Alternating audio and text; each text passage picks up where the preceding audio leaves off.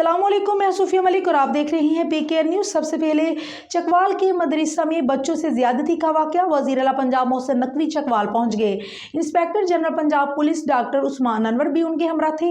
मजीद तफसीलात सरदार ताहिर महमूद की इस रिपोर्ट में। वजीर आला मोहसिन नकवी की मुतासरा बच्चों की रहायशगाह पर आमद तशद्दुद और ज्यादती का निशाना बनने वाले मुतासरा बच्चों और उनके वालिदैन से मुलाकात की, इंसाफ की फराहमी की यकीन दहानी करवाई, अफसोसनाक वाक़े के बारे में मालूमात हासिल की।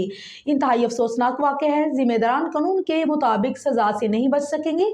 मुतासरा बच्चों को इंसाफ की फराहमी यकीनी बनाई जाएगी। कहा कि बच्चे हमारा मुस्तकबिल है, उनको तहफ़्फ़ुज़ फराहम करना हमारी जिम्मेदारी है। बच्चों के साथ ज्यादती करने वाले मुलजमान को कड़ी सजा दिलवाई जाएगी। घिनौने फेल के मर्तकब मुलजमान के खिलाफ कानून के मुताबिक कार्रवाई करेंगे। मोहसिन नकवी ने कहा है कि चकवाल में तालिब इल्मों से ज्यादती करने वाले दोनों मुलजमान को गिरफ्तार कर लिया गया है। मुलजमान की निशानदेही CCTV वीडियो की मदद से ली गई। मुलजमान को मुतासरा बच्चों और उनके वालिदैन के बयानात की रोशनी में गिरफ्तार किया गया है। बच्चों के वालिदैन ने दो असातिज़ा की जानिब से बच्चों पर तशद्दुद और ज्यादती की शिकायत की।